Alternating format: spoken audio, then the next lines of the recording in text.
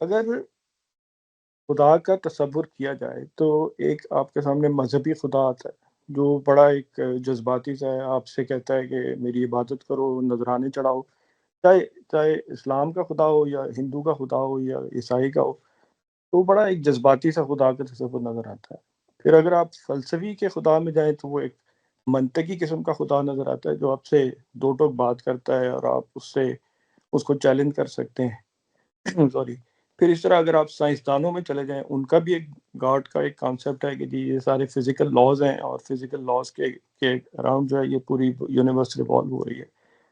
تو ان کانسیپٹس کو پڑھیں تو آپ کنفیوز ہوتے ہیں کہ کون سا جو ہے تصور خدا کا ٹھیک ہے۔ تو اس تصور کو کیسے اسٹیبلش کیا جائے، اس کنفیوژن کو کیسے دور کیا جائے؟ فلسفیوں نے تو خدا کا کوئی تصور پیش نہیں کیا، ان کے ہاں کوئی پرسنل گاڈ نہیں ہے، وہ ایک قانون کہہ لیجئے، ایک قاعدہ کہہ لیجئے، ایک علت العلل کہہ لیجئے، ایک محرک اول کہہ لیجئے، اس طرح کی تعبیریں اختیار کرتے ہیں۔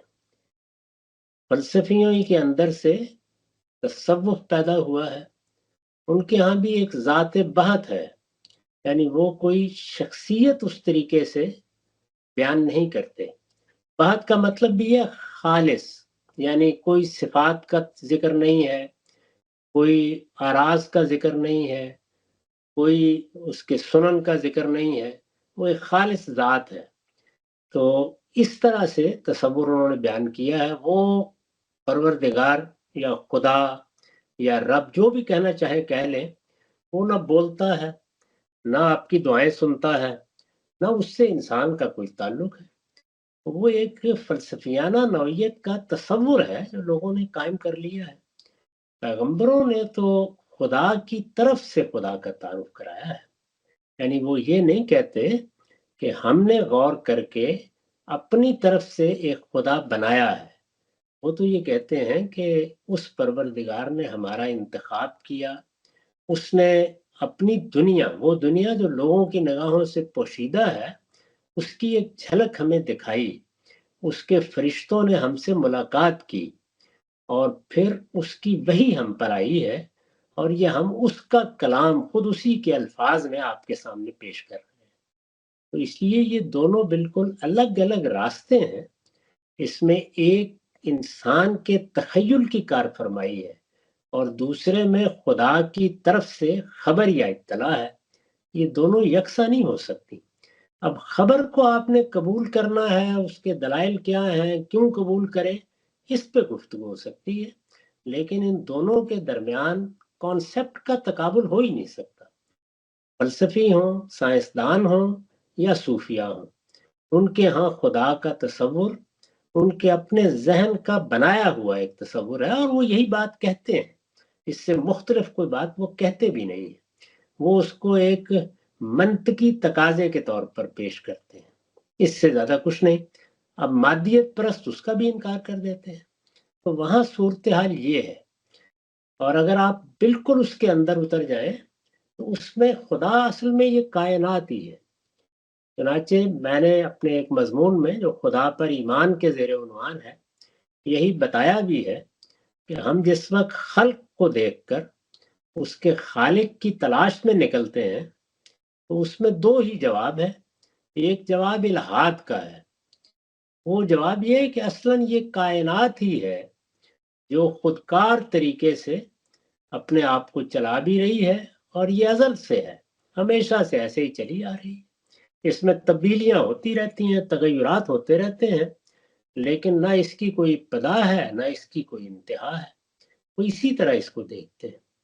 تو مذہب کا یا اسلام کہہ لیجئے، معاملہ یہ نہیں ہے، وہاں خدا کی طرف سے خبر آپ تک پہنچائی گئی، وہ خبر اس وقت قرآن مجید میں پوری تفصیل سے بیان ہوئی ہے، کیونکہ وہ مذہب میں آخری کتاب ہے، بالکل اسی طرح محفوظ ہے جس طرح سے وہ پیش کی گئی، اور اس کے بارے میں دعویٰ یہ ہے کہ یہ خدا کا اپنا کلام ہے جو اس کے فرشتے جبریل نے نازل کیا ہے، اور محمد الرسول اللہ کے بارے میں یہ بتایا گیا ہے کہ ان کے لیے جبریل ایسے ہی ملاقات کے لیے آتے تھے جس طرح میں آپ ملتے ہیں۔ ان کے لیے اس دنیا کو کھول دیا گیا تھا۔ سورہ نجم کو آپ پڑھیے تو یہ بتایا گیا ہے کہ سدرۃ المنتہا تک انہوں نے سب چیزوں کو زمین پر کھڑے ہوئے دیکھا، اور جبریل امین کو بھی اس کی اصل صورت میں دیکھ کر یہ سب کچھ آپ کو بتایا ہے۔ تو آپ اس خبر کو چیلنج کر سکتے ہیں، اس پر گفتگو بھی کر سکتے ہیں، لیکن یہ سورسز بالکل الگ الگ ہیں، ان کا تقابل نہیں کیا جا سکتا۔ تو کامل صاحب، خدا کا تصور جو اس کانسیپٹ کو اسٹیبلش کرنے کے لیے آپ کی تجویز یہ ہے کہ جو قرآن کے ذریعے جو خبر آئی ہے اس خبر کو لیں اور اس کو چیلنج کر لیں، اگر آپ کر سکتے ہیں تو، اور اس سے سمجھنے کی کوشش کریں خدا کو پہنچنے کے لیے۔ جی، باقی تو لوگ اپنے تخیل کی کار فرمائی کر رہے ہیں، تو فکشن کو پڑھنے سے خدا تو نہیں مل جائے گا۔ اس میں پھر بہت واضح بات وہی ہے جو میں نے آپ سے عرض کیا کہ کائنات کو آپ خدا مان لیجیے۔ کائنات ہی اول ہے، کائنات ہی آخر ہے، کائنات خود ہی تخلیق کا عمل کر رہی ہے، خودکار طریقے سے چل رہی ہے۔ یہ زیادہ موزوں، زیادہ معقول بات ہے۔ اس میں اپنے تخیل سے کوئی خدا بنانے کی جسارت نہیں کرنی چاہیے۔ تو میرے نزدیک تو بہت واضح چیز یہ ہے کہ دو ہی تصورات ہیں، یا کائنات کو خدا مانیں گے یا کائنات کا خدا مانیں گے، اور کوئی چوائس ہی نہیں ہے ہمارے پاس۔ اور اگر کائنات کا خدا مانے تو اس کو ویریفائی کرنے کا جو ایک طریقہ وہ یہ ہے کہ خدا کی وہ کتاب سے کسی کریں۔ اور جگہ سے آیا ہی نہیں ہے، وہ آیا ہی پیغمبروں کی طرف سے، اس میں کوئی تقابل ہی نہیں۔ یعنی جو انسان نے جو کچھ بنایا ہے وہ کائنات کو خدا بنایا ہے، پیغمبر ہیں جنہوں نے یہ بات کہی ہے۔ کانسیپٹ صرف دو ہیں، ان میں سے آپ کو چوائس کرنا ہے۔